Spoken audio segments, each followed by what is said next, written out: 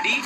I am honored to be with you at this commencement from Stanford University.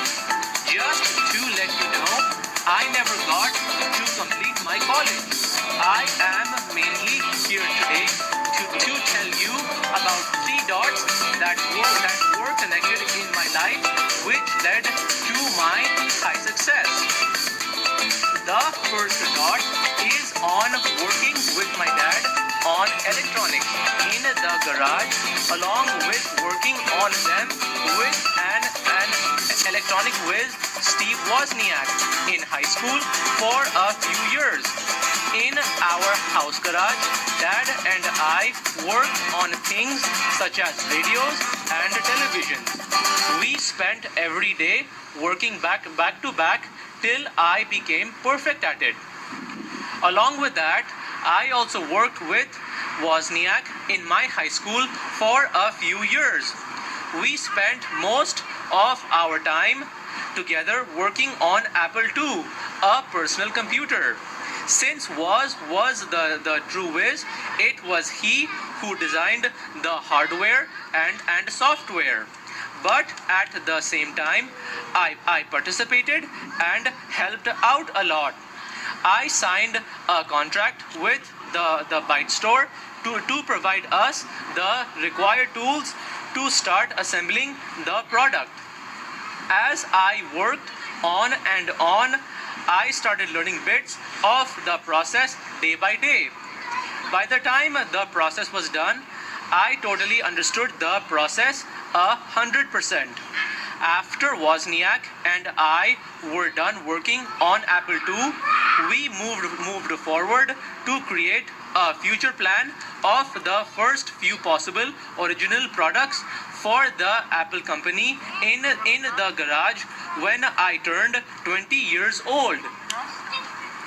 After I graduated high school, it was decided together by my secondary parents, who were Paul and Clara, and that I would be attending Reed College, where the tuition would be very expensive. My parents decided to spend all their savings on my college tuition at Reed College. When they did that, I did not feel there was anything more they could have done. From that point onwards, I totally felt that Paul and Clara were 110% my true parents, whereas my biological ones were just a sperm and an egg bank. To be honest with you, this is not just an opinion. It is totally a fact. At Reed College, I tried out a certain set of classes for 6 months, which I did not enjoy at all. I decided to drop out of them and join the ones that did look interesting to me, such as calligraphy. Through that class, I learned good typography. It was very beautiful in a way that science cannot capture, and I found it fascinating. That was the highlight of my college.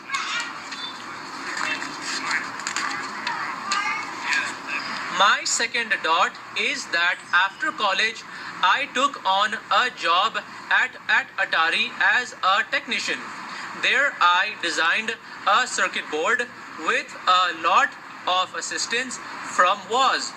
During the process, we compromised together on which set of tasks we would put our full effort and spend our full time on. Woz agreed to do the designing, and I did the marketing of the product. For the designing, Woz worked to minimize the number of chips and create a low-cost digital blue box in order to have the telephone network allow free long-distance calls. For the blue boxes, I had to be involved a bit, since I had to support Woz for 6 months in order to find the right design for the blue boxes.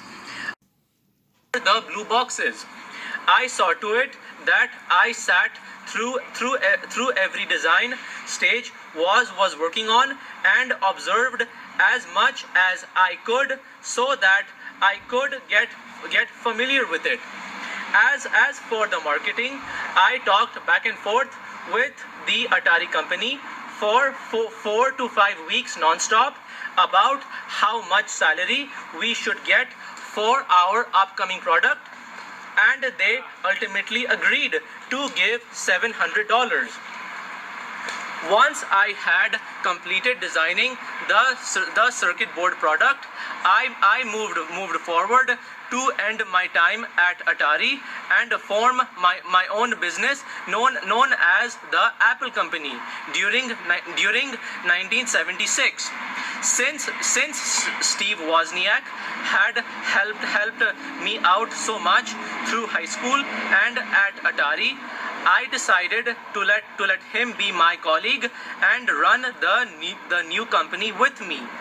The first product which I invented was the Apple I computer.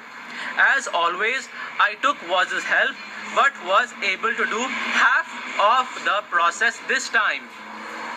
Then I met one of the new supervisors called Ronald Wayne, who did the marketing and decided to have it sold from my parents' house garage. Once the product was sold, Wayne left, leaving me and was the co-founders of the company.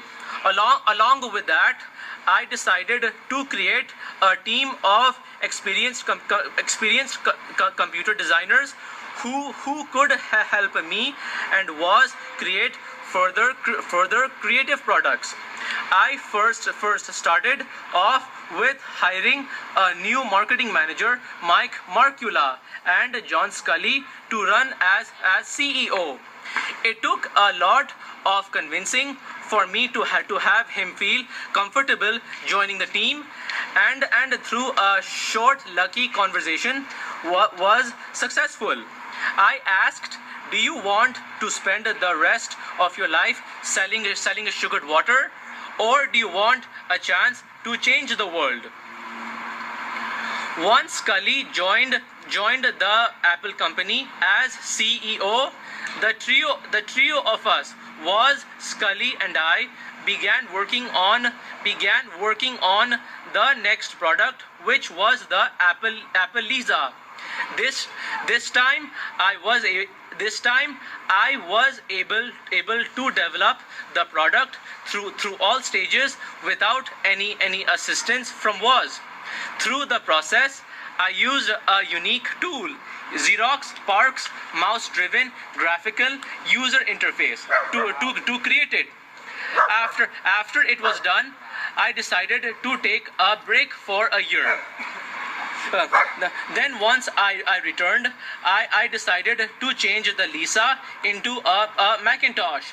It was quite a lot of time and effort to make the changes.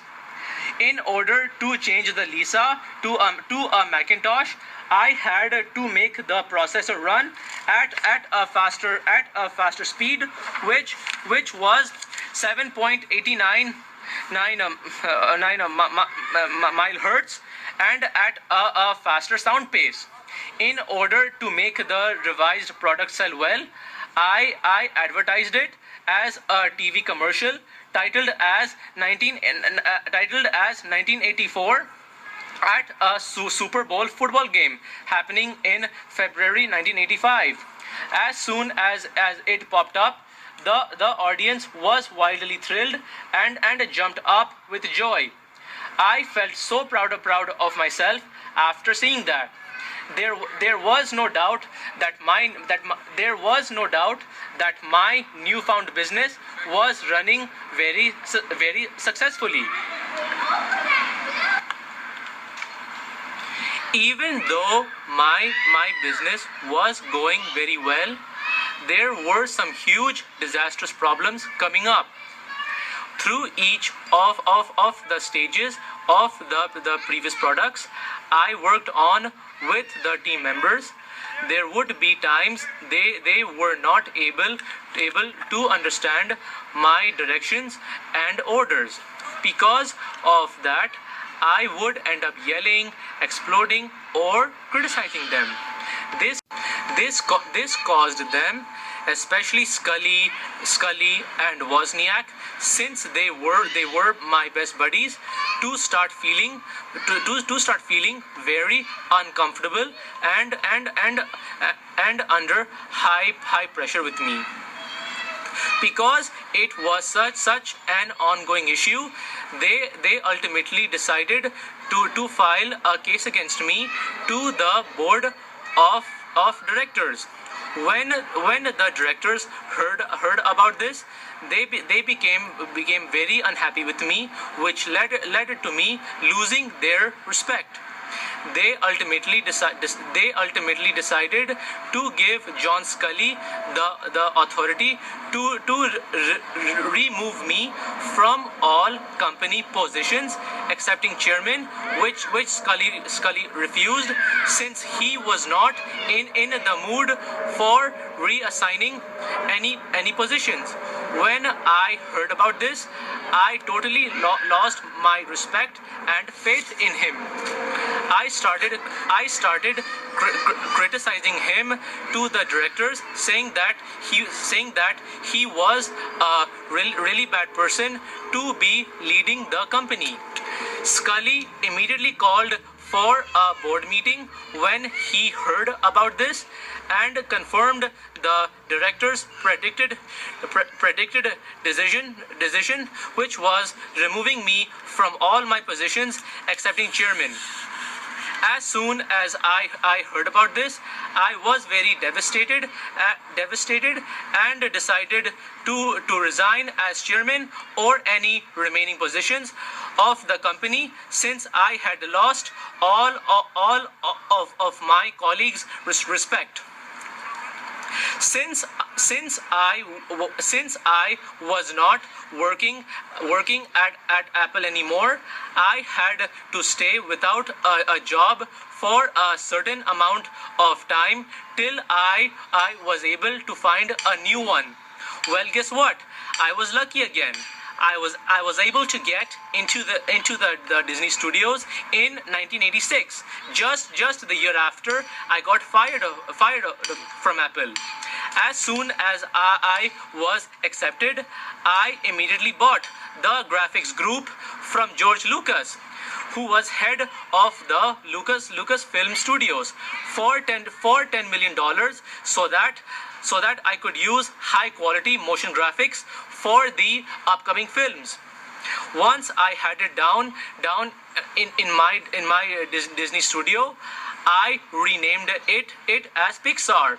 Once that was done, I hired a skilled and a well-known computer graphics engineer to help me out, who was none other than John Lasseter. The upcoming and anticipated movies were Toy Story 1, Toy Story 2, etc. The first movie under the partnership with Pixar, which I helped to develop, was Toy Story. Through several discussions with Lasseter, we both came to an agreement that I should be the executive producer, so that I could oversee all the production stages, especially the computer graphics. I saw to it that Lasseter and I spent at least 3 hours on the computer graphics stage, so that Pixar would do very well. We used the exact same method for the sequel, which led to both of the films receiving two Academy Award nominations. Once I heard about Toy Story 1 and 2 receiving two Oscar Academy Award nominations, I felt so proud of myself. This this turned out to be a breakthrough turning point in my life. At this point, at this point, I started to feel that getting fired from Apple was the best thing that could have ever happened to me. From that incident, I learned I learned my lessons from the mistakes I made during my first stay at Apple, and decided to make a fresh start when I would return. To carry on, my third dot is going back to Apple after having some highly successful years at Disney and Pixar Studios. From that point onwards, nothing ever went wrong for me. In February 1997, I decided to return to Apple. Through another string of luck, I got hired as the new interim CEO for the Apple company. Once I got hired as the interim CEO, I saw to it that I would make a new fresh start and carry my progress forward. I first started off by installing a new team of members, such as a talented computer designer, Johnny Ive, and a hardware designer, John Rubinstein. But this time I had to be extra careful, since this would be my second stay at Apple, which meant the expectations of my performances would be higher. In early 1998, I thought of inventing a new and more modern version of the Macintosh computer, since generations had passed by. To make it more modern, I felt the size had to be more bigger, more creative features, such as better quality disk drives, microphone setups, and faster graphics. And faster graphics should be included. I teamed up with Johnny Ive to manufacture each of these new features one by one. Once they were done, I installed each of them on an updated version of the Macintosh computers one by one. The process took at least 3 months.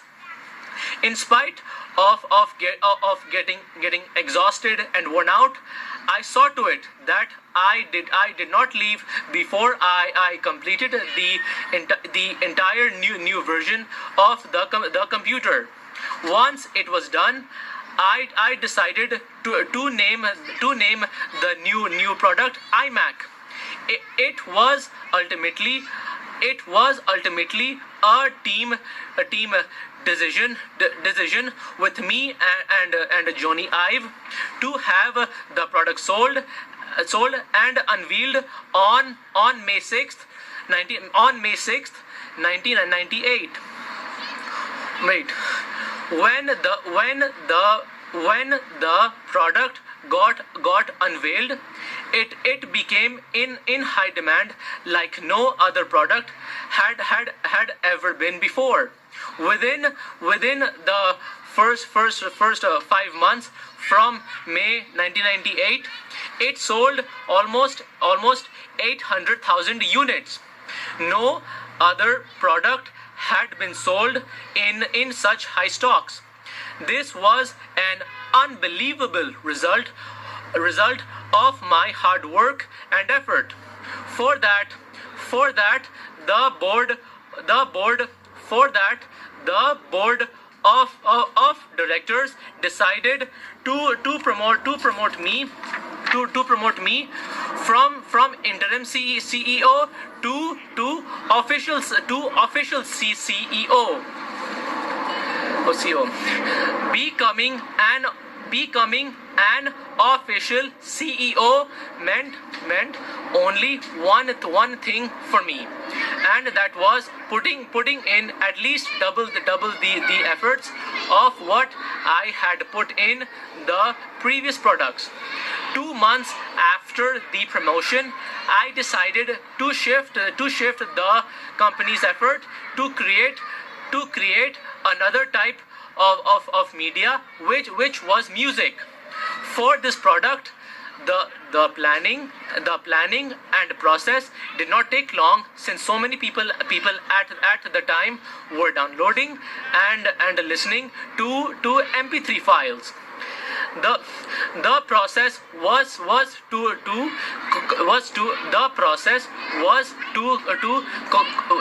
combine certain features of the iMovie video editing app, which was created during the development of the iMac as one of its major apps, along with the MP3 players.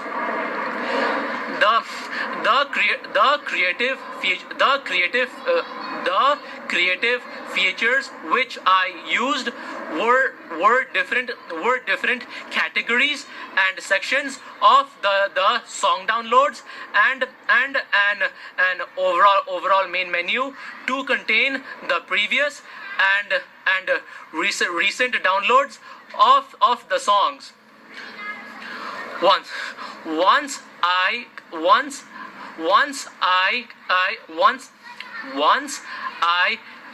completed the product, I decided to name.